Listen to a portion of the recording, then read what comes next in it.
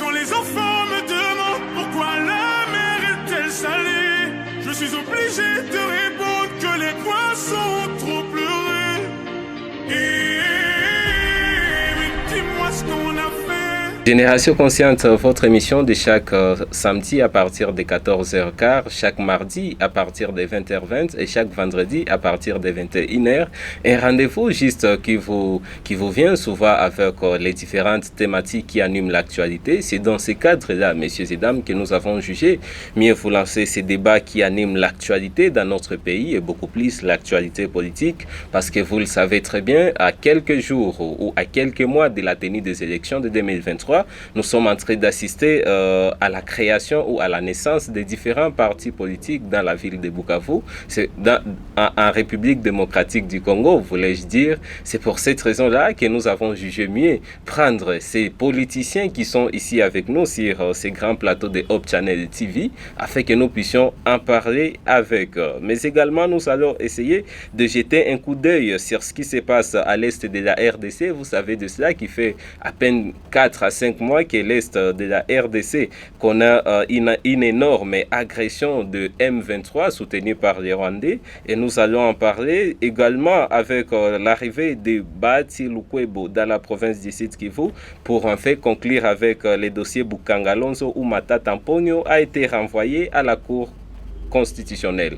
Messieurs et dames, bienvenue dans l'émission Génération Consciente, une émission de veille de la conscience. Sans toutefois tarder, nous allons devoir recevoir pour vous Monsieur Étienne Massoudi. Étienne Massoudi, c'est un cadre communicateur du LGD. Le LGD, c'est un parti cher au professeur Matata Mponyo et il est communicateur dans le LGD, Fédération du Sud Kivu. Cher Massoudi, bonjour. Bonjour, chers journalistes. Et surtout, bienvenue dans l'émission Génération Consciente. C'est nous qui vous remercions. Merci bien. Nous sommes également avec Jackson Kanyama, c'est un cadre aussi et communicateur de l'IDPS Les Peuples. Cher Jackson, bienvenue dans l'émission Génération Consciente. Merci beaucoup, chers journalistes. Merci bien. Bienvenue également à vous tous, et très chers téléspectateurs et téléspectatrices, vous qui avez jugé mieux nous suivre en ce moment, juste pour suivre les décryptages de ces thématiques que je venais à peine de vous lancer.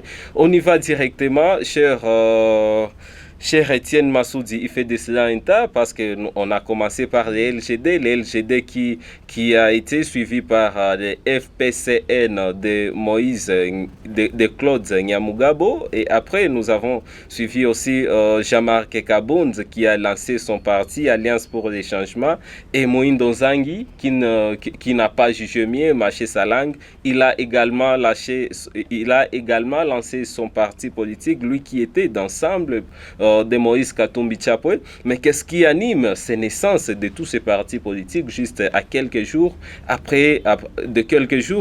la tenue des élections de 2023? Pourtant, nous savons très bien qu'on en a assez avec les partis politiques dans notre pays. Merci beaucoup, chers journalistes. D'entrée des jeux, je voudrais d'abord saluer les téléspectateurs. Je voudrais aussi saluer la population du site Kivu. Et je salue aussi les combattants, les militants, les membres et cadres du LGD, parti cher au sénateur Matata Mponyo. Et nous saluons aussi le fédéral Nicolas Kiangaliloa. Et je salue aussi humblement mon co-débatteur. Alors, la problématique de la création des partis politiques en République démocratique du Congo, alors qu'on en a assez.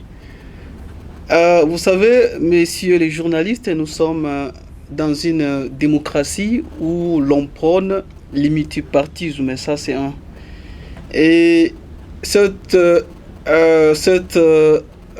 action, ou bien cette histoire est corroboré par l'article 6 de la Constitution qui stipule que tout Congolais jouissant des droits civils ou politiques peut créer un parti politique ou soit adhérer à un parti politique de son choix. Alors, étant donné que la Constitution est là pour être respectée, c'est dans cette logique que les gens créent les partis politiques. Mais aussi, alors la question qu'on peut se poser, est-ce que c'est opportun la création des partis politiques ou non? Vous devez savoir que tout parti politique a comme finalité la conquête du pouvoir et son exercice. Depuis longtemps, bien sûr, si possible. C'est ça. Et les partis politiques, qu'est-ce qui unit les gens au sein des partis politiques? Il y a ce qu'on appelle l'idéologie.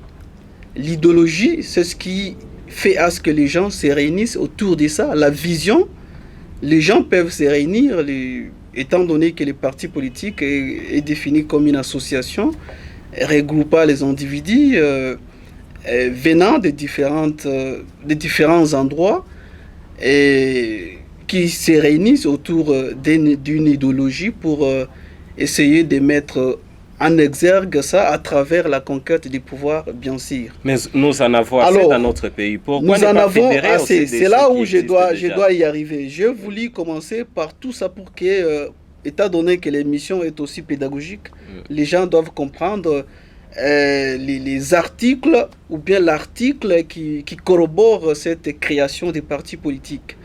Alors, vu qu'aujourd'hui, selon mes analyses, d'abord, d'une façon générale, et je vais partir d'une façon particulière en ce qui concerne notre parti, puisque nous sommes concernés, je pense, étant donné que certains partis politiques ont des leaders qui ne respectent pas l'idéologie, cela fait en sorte que certains sont frustrés, alors ils s'adonnent aussi à créer leur propre parti politique pour essayer de matérialiser leur vision. Et d'autres créent les partis politiques pour des raisons peut-être d'accompagner les présidents en place, ou bien pour des raisons de se faire connaître aussi dans ce sens-là. Alors pour les cas d'espèce, à ce qui concerne les LGD, parti cher au sénateur Augustin Matata Pogno, il vous souviendra que c'est un secret de Polichinelle. Matata Pogno, c'est une icône de la bonne gouvernance, des qualités. C'est une icône de la bonne gestion dans ce pays. Alors, Matata Pogno, c'est quelqu'un qui a évolué d'abord au sein de la Banque mondiale. C'était un grand fonctionnaire au niveau de la Banque mondiale et il était directeur général de BSECO de 2013 à 2010. Et de 2010 à 2012, il a été pris par les gens des PPRD. Il a été intégré au sein de ces partis pour qu'il puisse mettre en exergue son expertise, étant donné qu'à l'époque, la RDC avait un problème économique. Alors, les PPRD avaient jugé bon d'utiliser cette expertise pour que ça puisse contribuer à l'avancée de la RDC. C'est ainsi qu'en 2010, de 2010 à 2012, il a été ministre des Finances et de 2012 à 2016, il a été Premier ministre. À vous entendre parler, vous avez signalé que Matata Pogno a été embauché par les PPRD. Bien sûr, il a été embauché. Mais il n'a pas adhéré délibérément. Non, pas ça. Alors, dans ces cas-là, le problème, c'est que c'est un problème de conviction et un problème d'idéologie, un problème de leadership. Matata Pogno, avec son expérience qu'il a essayé d'acquérir au sein des FCC à l'époque, il s'est rendu compte qu'il est entouré par des gens qui ne veulent pas que ce pays puisse avancer. Il était entouré par des ennemis de ce pays.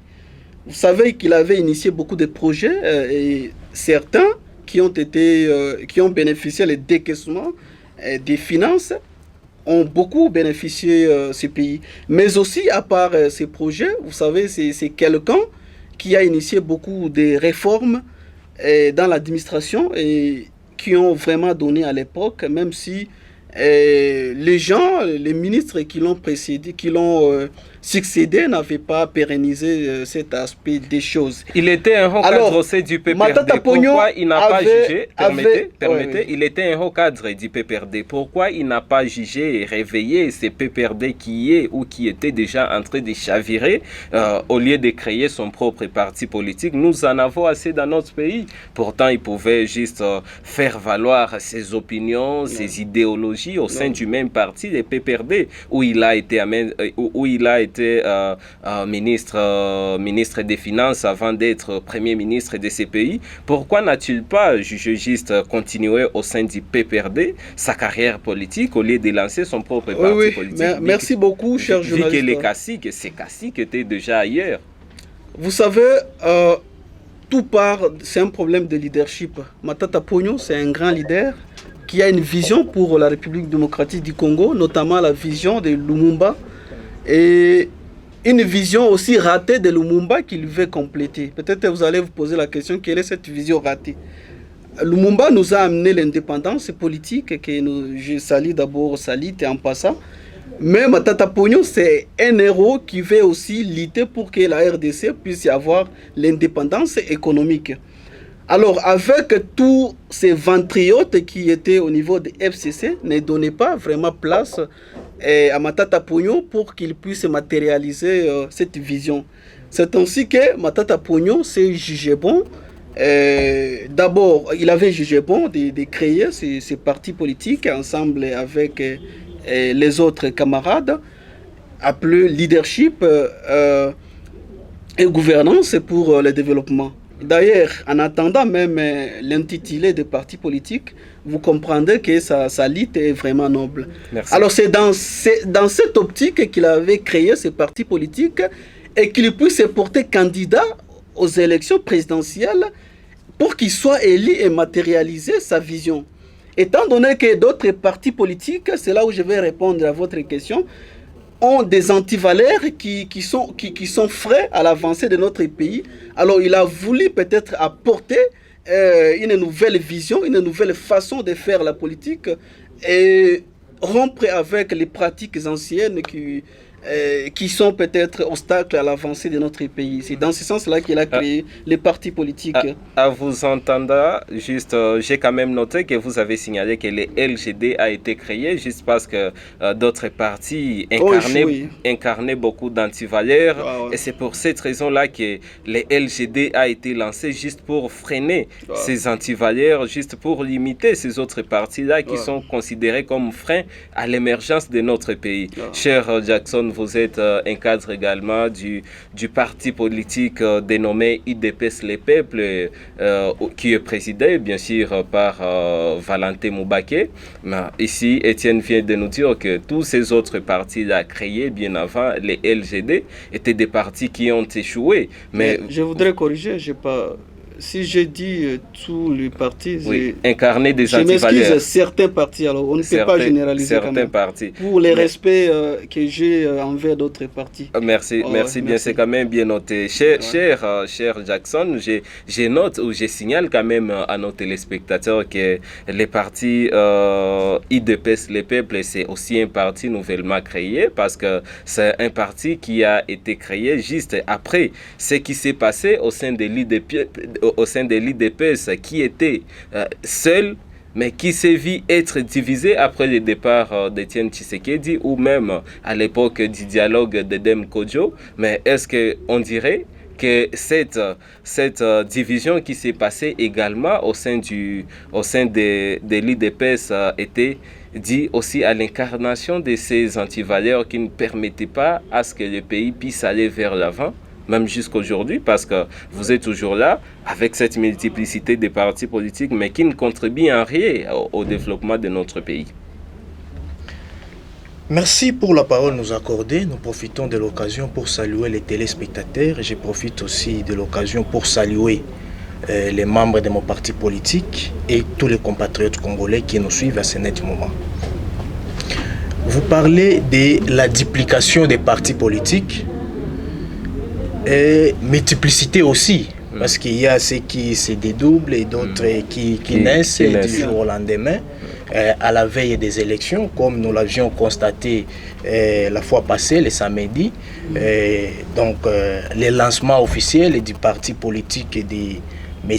Claude Nyamugabo, l'ancien gouverneur du site Kivu, comme nous venons aussi de le suivre avec les LGD, qui a précédé celui de Claude Nyamugabo et d'autres qui viendront après. Maintenant, j'ai bien suivi l'intervention de M. Massoudi, du LGD. Il a souligné sur des choses, il a parlé de l'idéologie, bien sûr.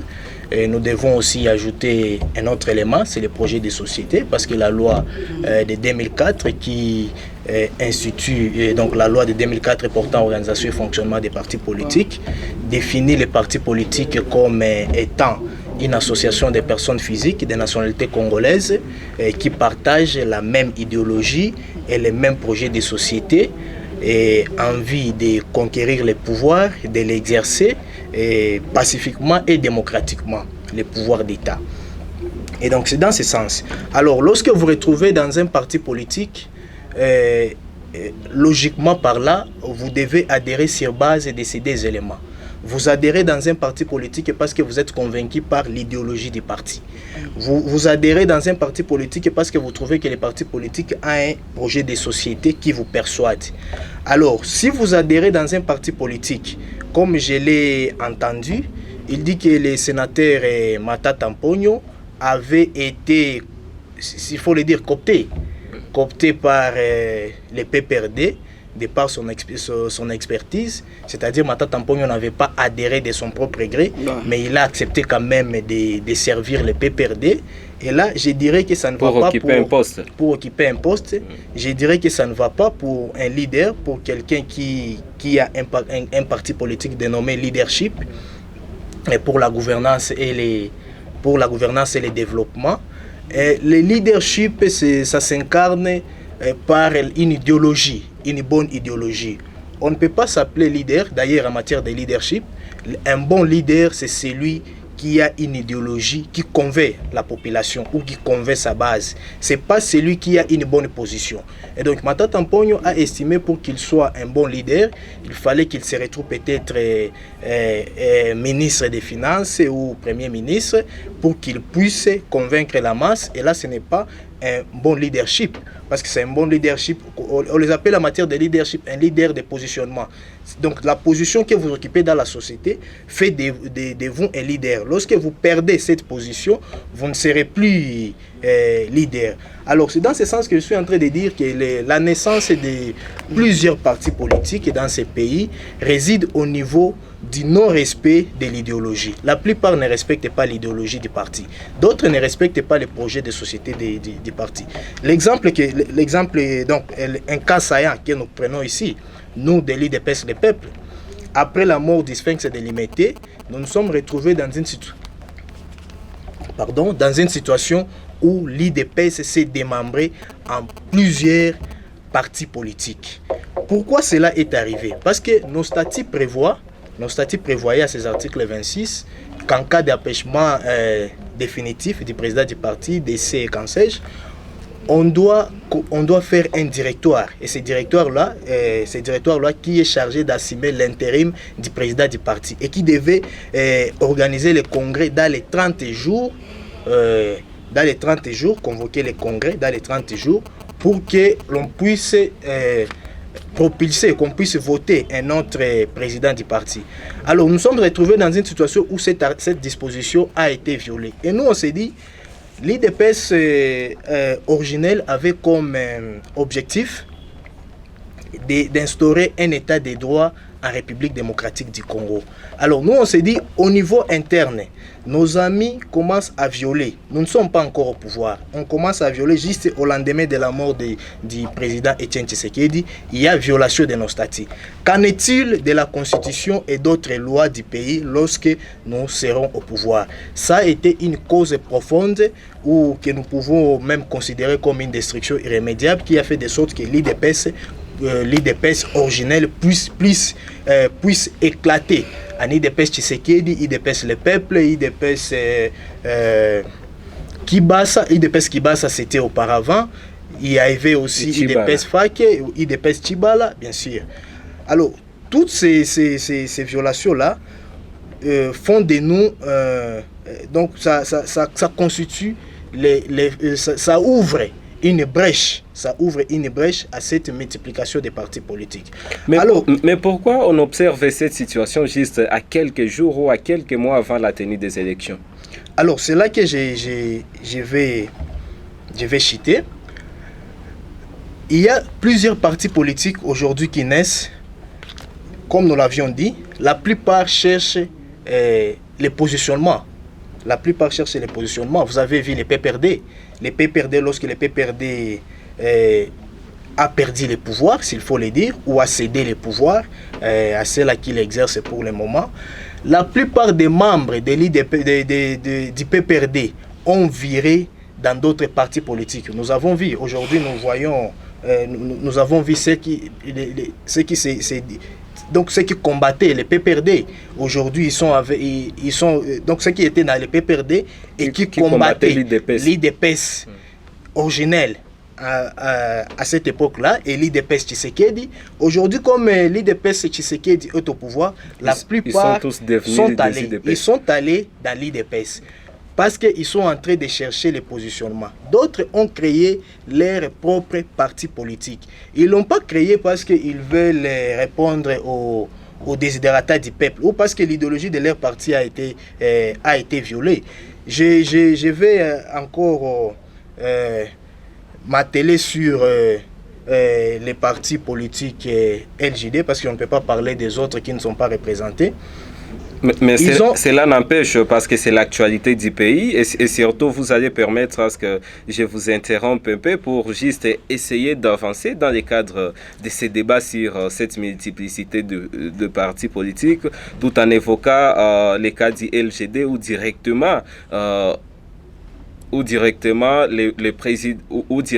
les forums qui a eu lieu à Kinshasa a nommé Matata Mponyo comme président de 2023 et à part lui il y a Kabound aussi qui s'est directement prononcé comme président en 2023. Certes que Moïndo Nzangi jusque-là n'a rien dit, mais également Nyamugabo lui a dit qu'il soutient toujours Félix Tshisekedi. Mais est-ce qu'on peut dire que ce ne sont que des partis qui sont souvent créés pour chercher des positionnements politiques et rien juste de l'intérêt général ou rien qui marche en faveur avec les différents besoins dont la population présente, dont la population atteint une certaine satisfaction? C'est là que je suis en train d'aller. Ce ne sont pas des partis qui... Juste dans quelques secondes, parce qu'il faut que je redonne la parole à M. Massoudi. Oui. Et ce ne sont pas des partis qui naissent parce qu'ils veulent répondre aux aspirations de la population. Les LGD, dont je suis en train de parler, les LGD a acheminé avec Kabila jusqu'à la fin de son mandat. Et M. Matata Mponyo a démissionné. A démissionné effectivement à la primature de la République lorsqu'il y a eu un accord du 18 octobre, l'accord de la Cité de l'Union africaine sous l'égide de Diane Kodjo, de tristes mémoires. C'est là que Matata Mponyo a démissionné. Il a été ministre des Finances, Premier ministre, jusqu'à la fin du mandat. Il n'a pas démissionné... Matata Mponyo n'a pas démissionné dans les PPRD parce qu'il a constaté qu'il y avait une mauvaise gouvernance. Parce que si c'était par rapport à la mauvaise gouvernance... En fait, nous venons de suivre les différents propos, les différentes interventions de M. Jackson Kanyama qui a quand même essayé de soulever que pour un leader, attendre d'être embauché pour essayer d'occuper un poste tel part n'est pas vraiment synonyme du leader ou du leadership de vrai nom, mais tel que vous l'avez signalé, que le professeur Matata Mponyo a été juste embauché au sein du PPRD, juste pour occuper les différentes fonctions qu'il a occupées là-dedans. Est-ce que ça corrobore au moins cette option de M. Jackson qui dit que pour un leader, vraiment, ils ne font pas attendre à ce que ce soit les autres qui donnent les idées ou qui embauchent, mais il faut imposer son leadership là où on est parti? Merci beaucoup de cette question, chers journalistes. Je vais aussi aborder dans ce sens-là. En ce qui concerne d'abord la définition des leadership, je pense que peut-être lui n'a pas bien défini. Le leadership s'identifie beaucoup plus dans la capacité qu'a une personne d'influencer une vision dans une société. Donc, le leadership s'identifie beaucoup plus à la vision et à la capacité d'influencer la vision. Alors, pourquoi nous disons que Matata Ponyo a une vision, notamment celle de l'indépendance économique de ce pays. D'ailleurs, vous remarquerez même les gens, moi j'appelle embauche au PPRD puisqu'il n'était pas vraiment, de PPRD comme les gens peuvent les penser. C'est on a constaté la rigueur, les travail hardi dans Matata Ponyo. Alors cette vision qui incarne Matata Ponyo d'un travail bien fait, de la rigueur, ça fait de lui un leader. Aujourd'hui, il y a les gens qui s'identifient en lui, dans cette société congolaise, par sa rigueur. Il y a ce que les gens appellent le matatisme. Ça s'incarne, c'est ça un leader. Quand les gens s'incarnent dans lui, comme on dit aujourd'hui, un lumumbiste, c'est puisqu'on a trouvé dans Lumumba cette action, cette façon de vouloir, de chercher la liberté, de chercher l'indépendance, de chercher peut-être que ces pays aillent de l'avant. Donc, cette façon de faire, ça fait de Lumumba un leader. Alors, je voudrais aussi aborder au deuxième point, quand j'ai dit que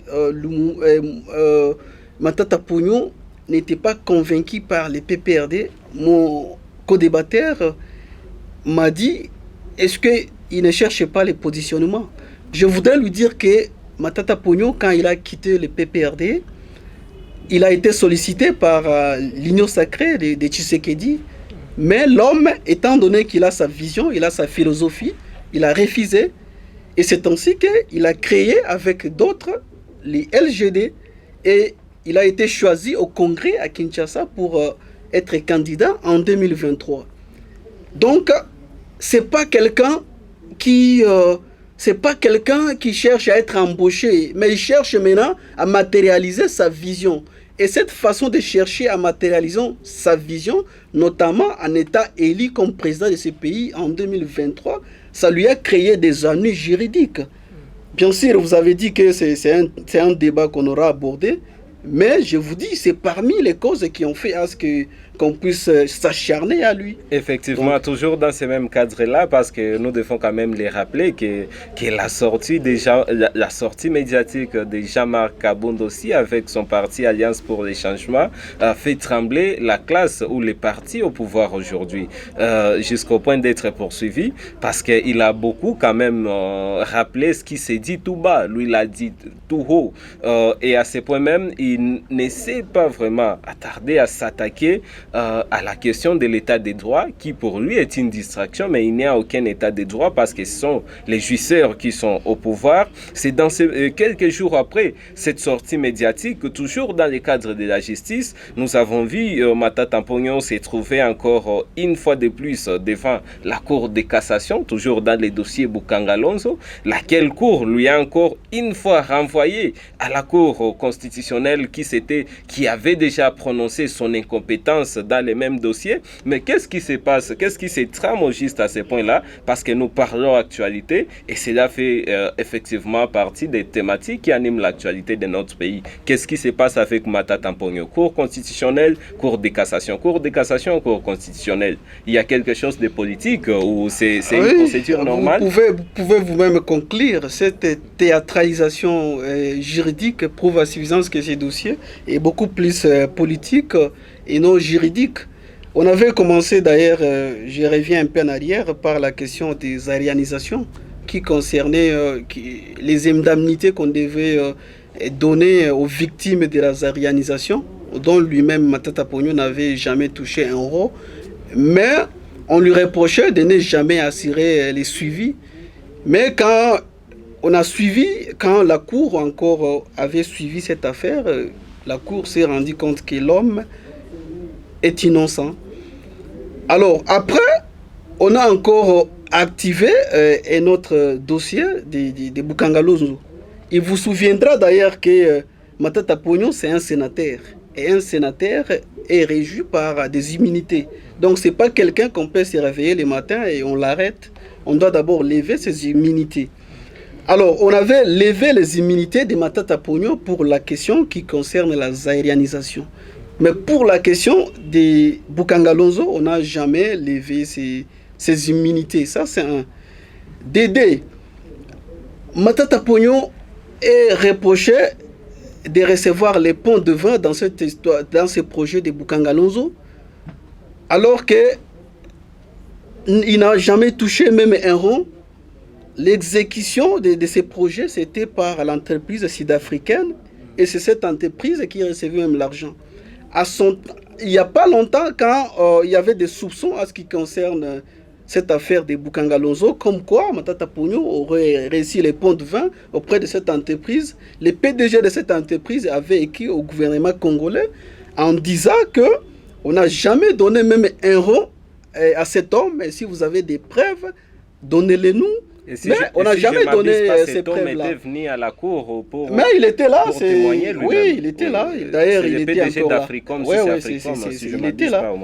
Alors, ça fâche vraiment ce qu'on peut dire, l'état des droits, soit en disant l'état des droits qu'on nous a proclamé, qu'on va nous emmener. Ça se transforme en délit politique. Et puis, là où les bas blessent, si vous lisez la Constitution en son article 164, vous allez me permettre que je puisse lire là, puisque l'émission est aussi pédagogique. Juste dans quelques secondes.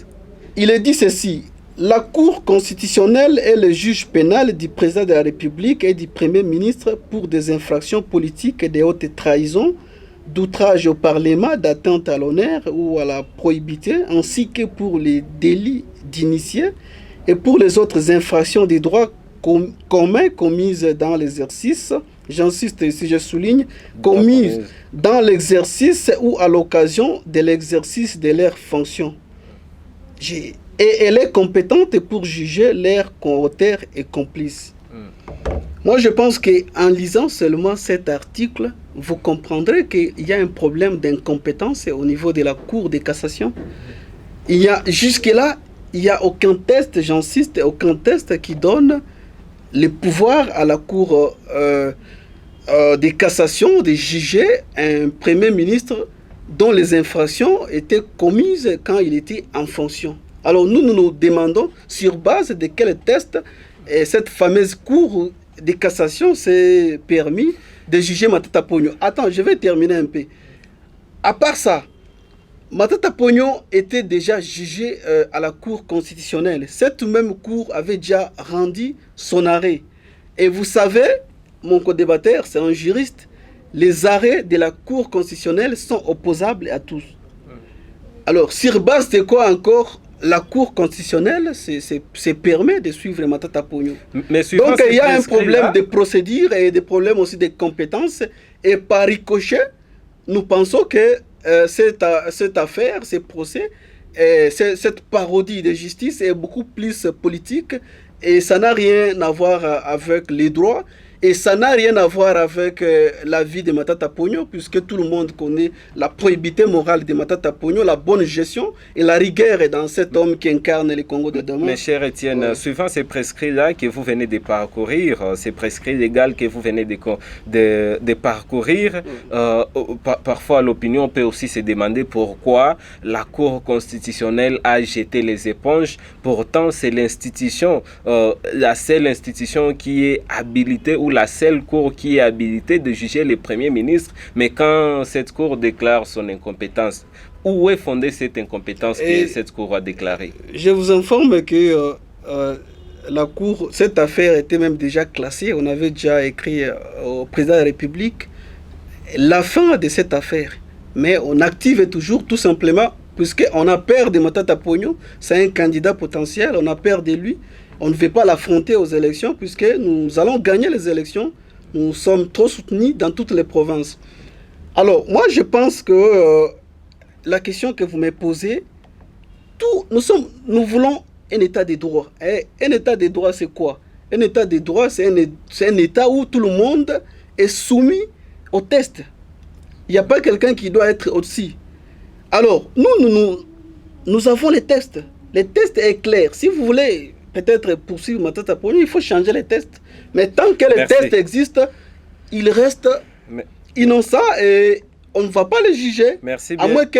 À moins qu'il y ait d'autres choses, qu'on ait les anguilles sous roche peut-être. Merci bien, cher Étienne. Jackson Kanyama, la Cour constitutionnelle avait déclaré son incompétence, mais après un certain moment, quand Matata Ponyo s'est présenté à la Cour de cassation, qui n'a pas d'abord respecté l'heure, parce que c'est lorsqu'il circule sur les réseaux sociaux où l'heure à laquelle Matata Ponyo devrait être reçu, nous avons quand même trouvé une affaire de 3-4 heures de retard de la Cour de cassation. Et puis après ça, la Cour de cassation a jugé mieux hier soir la séance pour renvoyer encore une fois Matata Ponyo à la Cour constitutionnelle. Pourtant, la Cour constitutionnelle avait déjà déclaré son incompétence à juger Matata Ponyo.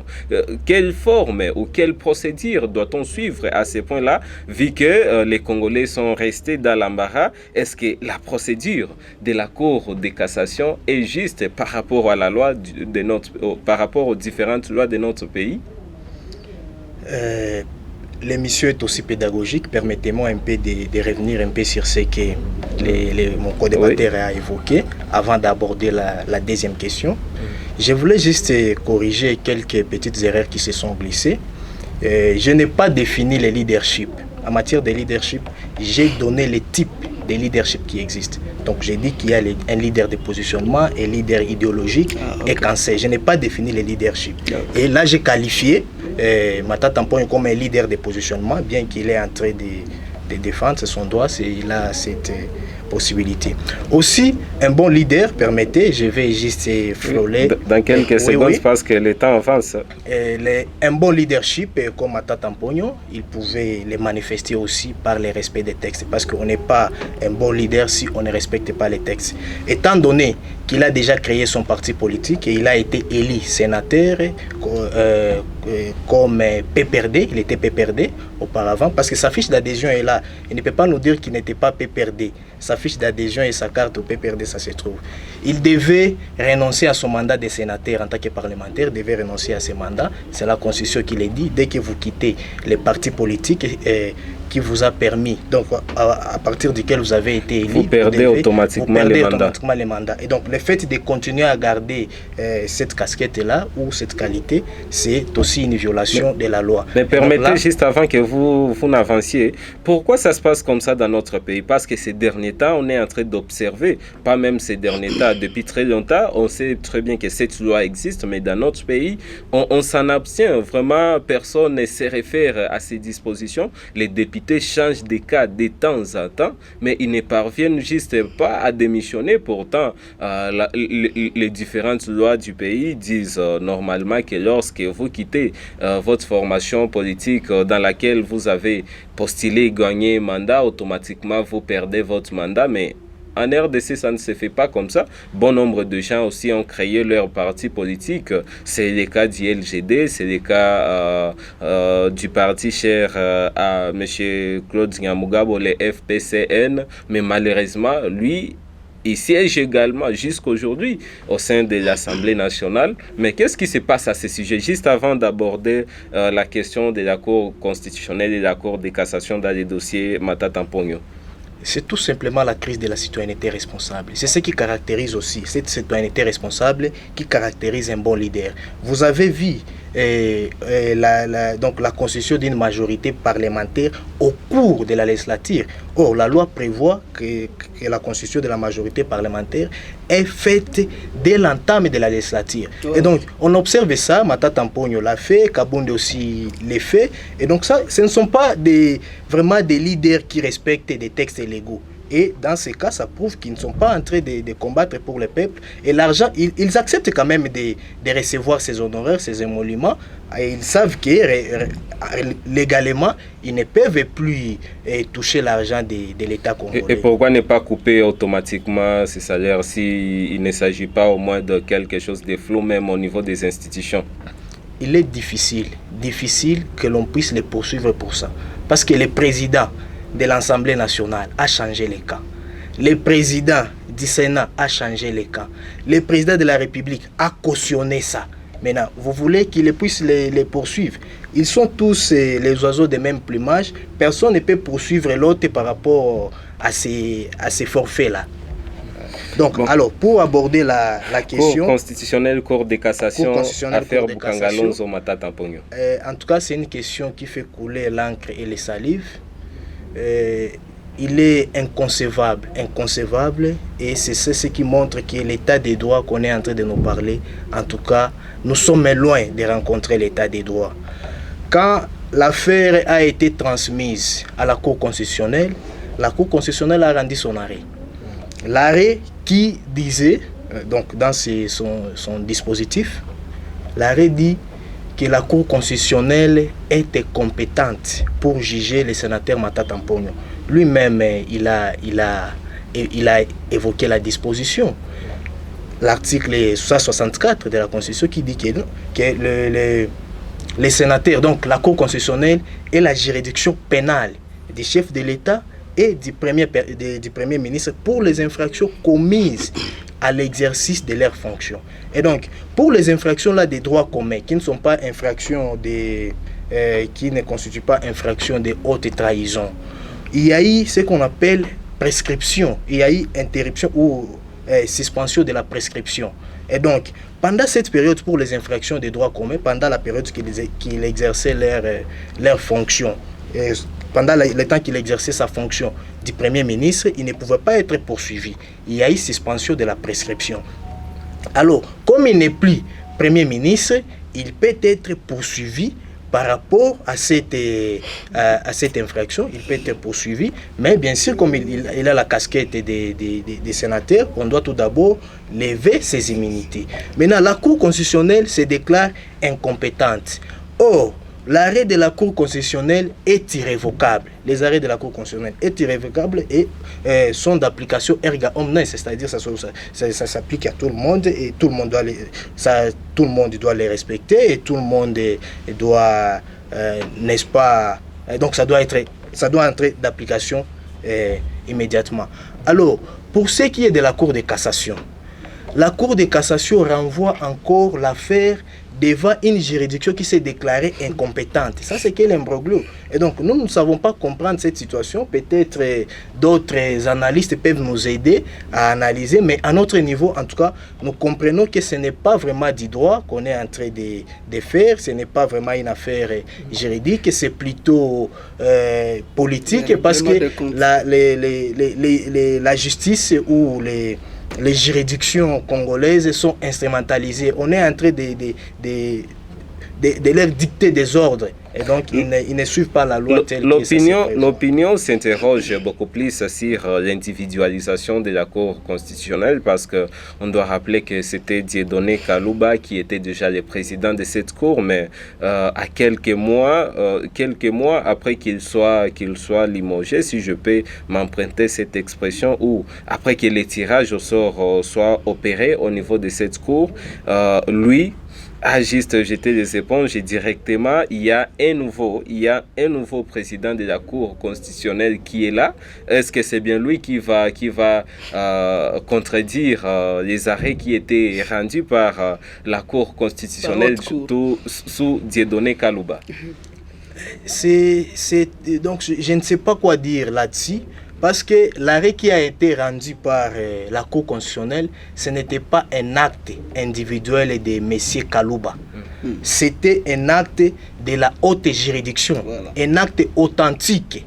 Et donc, Kalouba est passé en tant qu'individu, mais l'institution est restée là. Et donc, cet arrêt-là doit être respecté dans la mesure du possible. C'est là juste le sérieux problème. Nous sommes en train d'avancer parce que d'un moment à l'autre, nous allons chuter. Et là, directement, nous passons juste au point qui concerne l'arrivée de Bahati Lukwebo dans la province du Sud Kivu. Lui qui a appelé la jeunesse du Sud Kivu à s'enrôler, ou de l'Est de la République, à s'enrôler massivement dans l'armée. Et après avoir lancé cet appel, il a également fait appel au départ des casques bleus de la la MONUSCO qui, selon lui, pas seulement selon lui, parce que nous devons quand même les rappeler, avant que Joseph Kabila ne quitte le pouvoir, il nécessite de signaler que cette force avait déjà plus de 20 ans dans notre pays, mais sans réalisation, incapable même de trouver solution à un seul problème. Lui aussi demandait déjà le départ de la MONUSCO. Aujourd'hui, c'est le président du Parlement qui lance encore une fois ses propos dans un meeting qu'il a juste tenu au niveau de la place de l'Indépendance ici à Bukavu. Est-ce que c'est au niveau de la place de l'Indépendance qu'il devrait tenir ses propos, ou bien lui, comme haute autorité, comme président d'une institution, comme chef d'une institution de la République, est-ce que c'est pas à ce niveau supérieur qu'il devrait au moins prendre ce genre de décisions au lieu de réveiller la population? Parce que je dois quand même rappeler que depuis ce matin à Goma, ça chauffe avec des manifestations anti-MONUSCO. Merci beaucoup, cher journaliste.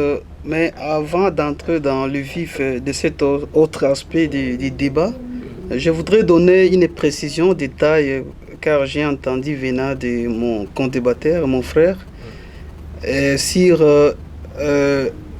la commission de l'infraction. La Constitution est claire là-dessus. Les infractions dont le Premier ministre et le Président auxquelles ils doivent être jugés, ce sont les infractions commises dans l'exercice de leurs fonctions. Je pense que le français est clair là-dessus. Il n'y a pas match là-dessus. Dans l'exercice de leurs fonctions. Donc, en d'autres termes, quand ils exerçaient la fonction de... Donc, ce sont les infractions commises dans l'exercice. Il est sénateur aujourd'hui. Hier, il était ministre. Et donc, les infractions lui reprochées, c'était dans l'exercice. Donc, c'est cette précision que je voudrais d'abord donner. Alors, parlant de quoi mais juste permettez, on va y revenir. Nous allons juste un tout petit peu demander, nous excuser auprès de nos téléspectateurs, parce que nous allons effectivement toucher ces points sur l'arrivée du Bati Lukwebo, mais essayons quand même d'élever les équivoques sur ces points-là que vous venez de soulever. L'infraction, la question de Bukangalonzo était juste commise lorsque Matata Ponyo était encore Premier ministre. Et non pas sénateur. Oui, et non pas sénateur. Ce qui veut dire que très facilement, on peut lever ses immunités en tant que sénateur et procéder au dossier Bukangalonzo. Sans problème, moi je n'ai pas refusé ça. D'ailleurs, j'ai évoqué parmi les vices de procédure, il y a cette histoire de la levée des immunités. Il fallait lever, on avait levé les immunités sur l'aspect zaïrianisation. Oui. Mais à ce qui concerne les dossiers Bukangalonzo, voilà ça aussi. Mais sur les dossiers Bukangalonzo, on n'a jamais levé les immunités des sénateurs Matata Ponyo. Parce que les sénateurs ont dit qu'ils lui doivent quand même du respect aux services loyaux qu'il a rendus à la nation, et par ces faits, ce n'était pas de cette façon-là qu'il devrait lui remercier pour les services. On poursuit maintenant, on close ces points parce que vous savez, quelques secondes. Donc le fait là, je ne contredis pas ce qu'il dit. Oui. Donc c'est pour cette raison-là que commises dans l'exercice de ses fonctions comme Premier ministre, ils doivent être poursuivis pour ça, bien sûr, après avoir levé les immunités. Et donc c'est là que réside les débats. Si on nous dit qu'on ne peut pas les poursuivre pour ça, non, là on n'a pas dit ça. Merci bien. Les équivoques sont déjà levés et je sais très bien que nos téléspectateurs ont quand même noté cela. On passe maintenant à l'arrivée du Bati Lukwebo dans la province du Sud Kivu, où il a tenu un meeting à la place de l'Indépendance, appelant la jeunesse à s'adhérer massivement, à s'enrôler massivement au sein de l'armée, mais également il a crié au départ de la MONUSCO, où j'ai souligné qu'en ce moment même ça chauffe à Goma avec la jeunesse et où la population qui marche pour le départ de la MONUSCO de la RDC, parce que la MONUSCO est réputée incapable même de tuer une mouche. C'est l'expression qui est souvent utilisée. Étienne. Oui, Bati Lukwebo, c'est un citoyen congolais et la Constitution lui donne les droits d'exprimer son opinion. Ça, je reconnais cet aspect des choses. Mais là où ça fait très mal, Bati Lukwebo, c'est pas n'importe qui, c'est une grande personnalité de ce pays. Je vous informe que au cas où le président de la République aujourd'hui est empêché ou serait empêché, c'est Bat Lukwebo qui serait président de la République. Donc ce n'est pas n'importe qui. Et il est dans une institution où on doit légiférer les lois. On doit prendre des grandes décisions de la destinée de ces pays. Moi, je prends cette opinion. Il est vrai que moi, je suis parmi de ceux-là, et mon leader aussi, d'ailleurs, Matata Pogno à son temps, il est parmi les gens qui étaient déjà fatigués par la présence de la MONUSCO en RDC. Et même je suis de ceux-là qui pensent que la présence de la MONUSCO, avec tout le respect que j'ai envers la MONUSCO et envers l'ONU, je pense que la MONUSCO a prouvé ses limites. Et par ricochet, la MONUSCO devrait partir.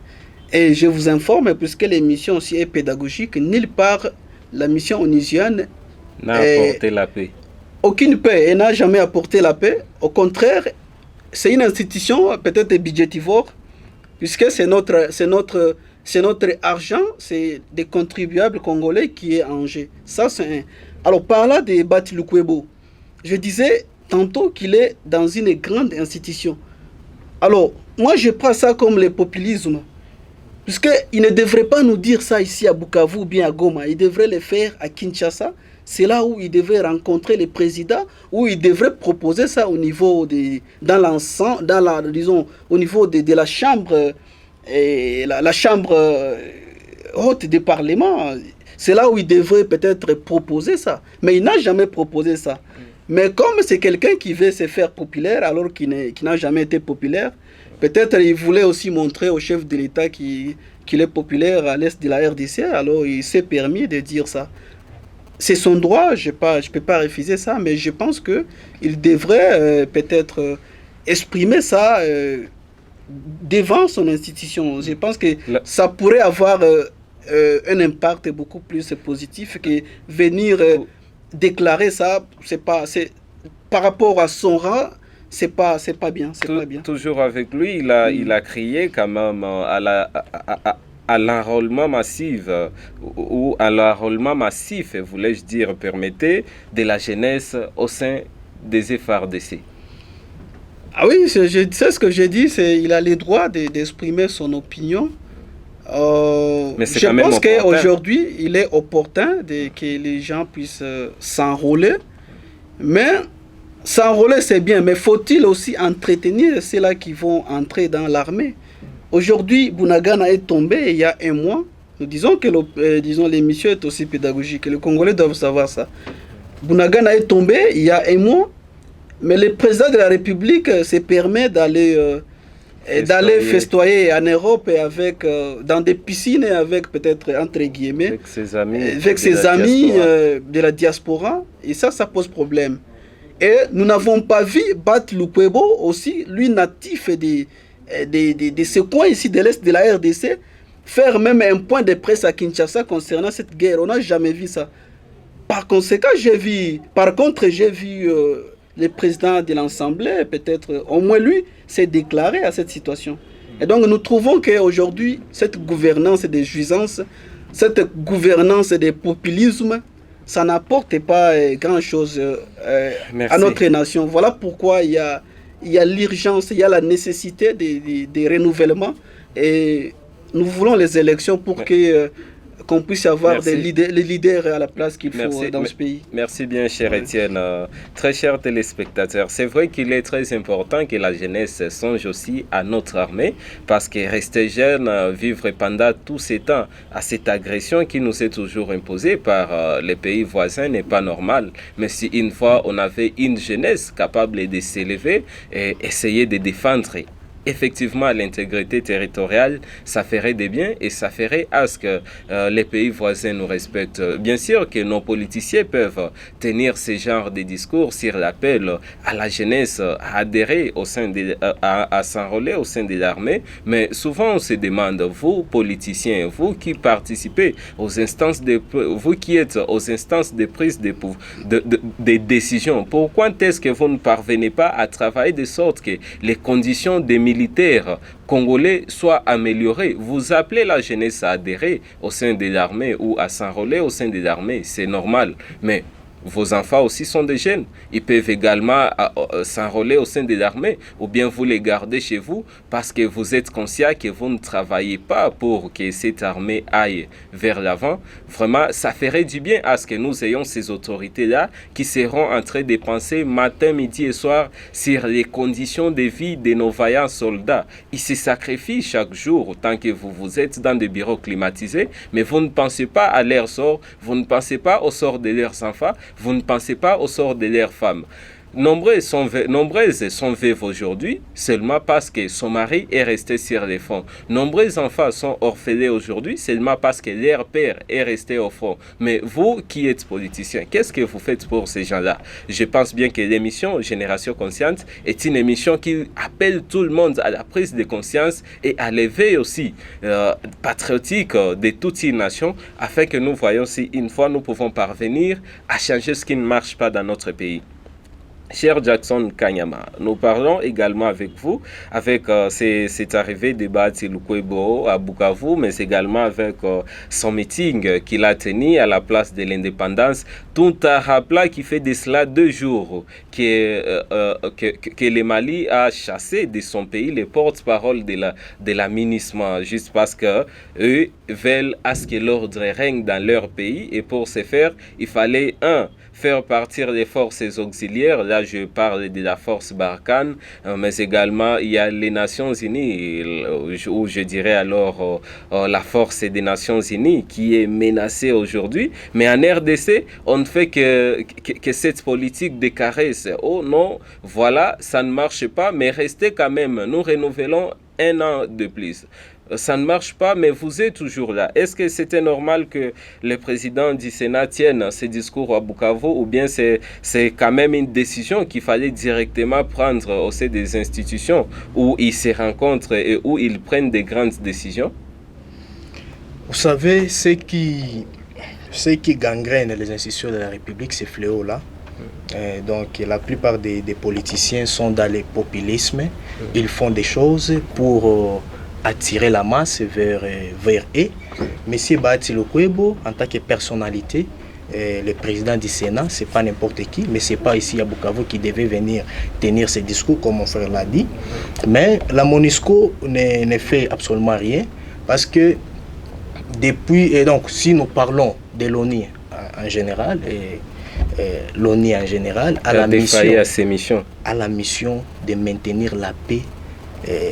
Et donc, lorsque la paix est menacée au niveau international, l'ONU doit intervenir. Mais jusqu'à présent, on ne voit rien. Et d'ailleurs, c'est la MONUSCO qui est en train de décourager nos militaires, disant que les M23... L'ennemi est trop armé. Effectivement, l'ennemi est trop armé. Il faut carrément discuter. Il faut carrément négocier avec l'ennemi. Il faut. Alors, quand vous cherchez un partenaire pour qu'il puisse vous apporter une aide, et quand le partenaire n'est plus à mesure ou n'est pas à mesure de vous apporter ce que vous cherchez, carrément, vous pouvez mettre fin au contrat ou à la convention que vous avez signée avec la MONUSCO. C'est une façon polie de les remercier au lieu de continuer à gaspiller l'argent du trésor public ou du contribuable congolais.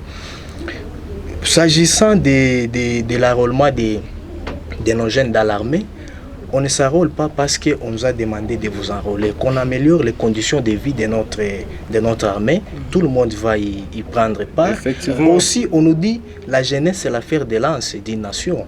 Oui, c'est l'affaire de lance d'une nation, c'est l'avenir de demain, mais il faut préparer cette jeunesse pour cet avenir.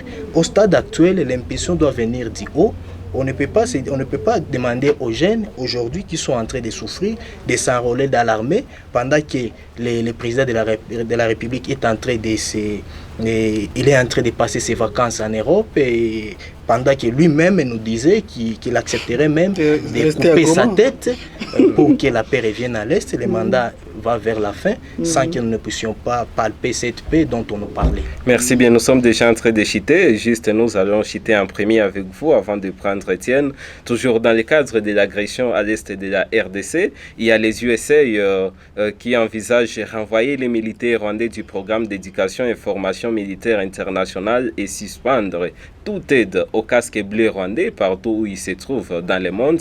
Est-ce que c'est une politique de l'hypocrisie de la part des États-Unis? Parce que nous devons quand même les rappeler, avec l'ambassadeur Mike Hammer, on essayait juste de maquiller les Congolais, de les montrer que parmi nos amis, si je peux utiliser cette expression, avec lesquels nous parlons bien, il y a également les États-Unis. Mais ces derniers temps, juste avec l'agression que nous subissons, nous savons très bien la part des États-Unis qui a comme partenaire fiable en Afrique les Rwandais.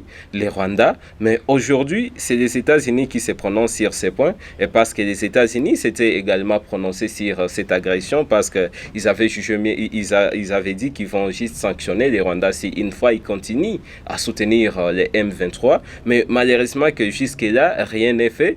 On ne fait que passer ce genre de propos, mais tant que ce sont des vies humaines que l'on est en train de perdre à Rutshuru, ce sont des vies humaines que l'on est en train de perdre à Ituri et partout à l'est de la RDC. Peut-on parler de l'hypocrisie, ou bien carrément c'était nécessaire que la RDC change des amis pour prendre au moins des amis qui sont déterminés à défendre la souveraineté de l'État? Oui, c'est une bonne chose lorsqu'on sait faire les choix, parce que dans les relations diplomatiques, il faut savoir faire un choix judicieux. On ne peut pas tout simplement se rallier à un partenaire qui ne vous apporte pas de l'aide. Nous avions entendu l'ambassadeur de l'Union européenne qui nous avait dit que l'embargo qui concerne l'embargo l'embargo qu'on avait frappé la RDC, c'était pas un embargo qui concernait la RDC, mais ça concernait plutôt les groupes armés. Alors on s'est dit, est-ce que les groupes armés sont autorisés à acheter les armes pour qu'ils soient frappés par cette mesure? C'est comme un civil que je suis. On me dit qu'on m'a frappé de l'embargo de ne pas acheter les armes pendant que je ne suis pas autorisé de toucher l'arme ou les armes létales. Alors dans ce cas, nous trouvons que notre partenaire n'est pas vraiment de notre côté, il joue de l'hypocrisie, et dans des relations diplomatiques pareilles, nous devons savoir aussi comment déjouer ces plans-là des Américains, parce que ce n'est pas aujourd'hui qu'on a commencé à égorger les gens à l'est de la République démocratique du Congo. Merci bien, cher Étienne. De l'hypocrisie au sommet de la diplomatie internationale, faudrait-il continuer comme ça, ou carrément il fallait que la RDC change la donne en s'étaillant de nouveaux partenaires qui ne soient pas hypocrites, des partenaires qui soient déterminés juste à aider la RDC à défendre sa souveraineté? De l'hypocrisie, de la politique d'Autriche et tout ça, j'ai qualifié les États-Unis. Ce que vous savez aujourd'hui, chers journalistes, le Rwanda, c'est un pays tampon pour les intérêts des États-Unis. Ils sont parmi les pays qui financent tous ces rebelles qui sont en train de massacrer les gens pour leurs intérêts mesquins. Vous vous souviendrez qu'il y a beaucoup d'entreprises au Rwanda qui extraient, si pas extraire, mais d'extraction de l'or, qui raffinent l'or. Qui raffinent l'or, bien sûr, les castérites et les coltans. Et à un moment donné, on avait proclamé le Rwanda comme le premier pays producteur du coltan, du castérique, de l'or, alors qu'ils n'ont pas de gisement de tous ces minéraux-là. Mais ils sont appuyés par les multinationales, surtout américains, pour essayer de... Parce que l'instabilité de la RDC, c'est une bonne affaire pour les hommes d'affaires américains. Alors la question qu'on peut se poser aujourd'hui, est-ce que les Américains sont-ils sincères avec notre pays, la République démocratique du Congo? Moi je dirais non, puisque au regard, si vous avez souligné l'ambassadeur américain, avec tout le respect que les Congolais lui devaient, avec cet accueil qu'on avait octroyé à cet ambassadeur, je pense que son parcours en RDC devrait nous laisser la paix. Mais au contraire, ce qu'on assiste aujourd'hui, c'est l'instabilité. Donc moi je suis de ceux-là qui pensent que la RDC doit se choisir des alliés sincères. Merci. Merci bien, cher Étienne. Merci bien à vous tous qui avez jugé mieux nous suivre. Vous tous qui avez jugé mieux, restez branchés, connectés aux antennes de Hope Channel TV pour suivre votre émission de prédilection, l'émission Génération Consciente, une émission d'éveil de la conscience, une émission qui débat de temps en temps les différents thèmes qui animent l'actualité politique, sociale et économique de notre pays. C'est pour cette raison-là que nous avons jugé mieux vous lancer ces différents thèmes que nous avons décryptés ici avec les politiciens qui sont avec moi sur ces grands plateaux de Hope Channel TV. Cher Jackson Kanyama, merci beaucoup d'avoir répondu à notre invitation. C'est l'IDPS le peuple, cher à M. Valentin Moubaki qui vous remercie. Merci bien, cher Étienne Massoudi. Merci beaucoup d'avoir répondu à notre invitation. Nous disons merci, chers journalistes, et merci aussi à l'initiateur de cette chaîne de télévision. Merci. Merci bien. Nous vous avons pris à pied levé, mais vous avez quand même jugé mieux répondre à notre invitation dans moins de 30 minutes. Ouais, il fallait le faire puisque nous avons besoin d'informer la population, surtout pour des questions beaucoup sensibles et des questions nécessaires pour la nation. Il fallait venir. Merci bien. Ouais. Merci bien. Je rappelle que Jackson Kanyama est cadre et communicateur de l'IDPS Le Peuple, le parti présidé par Valentin Moubaki, énoncié de l'IDPS pur, si je peux l'appeler comme ça. Nous étions également avec Étienne Massoudi, qui est aussi cadre et communicateur du LGD, Fédération du Sud Kivu. Le LGD, c'est les partis chers à Matata Mpogno Mapon. Vous tous, vous étiez branchés, connectés aux antennes de Hope Channel TV, juste pour suivre cette émission. Sami Baloumé Boutaragaza était à la présentation, Jean-Claude Kabika derrière la caméra et Sami Birindoa qui était du côté de la régie. Merci bien à vous tous qui avez jugé mieux nous suivre et restez branchés, connectés aux antennes de Hope Channel TV parce que le programme vous sera toujours très meilleur et efficace juste pour vous divertir et vous donner les meilleurs. Restez bien connectés. Bye.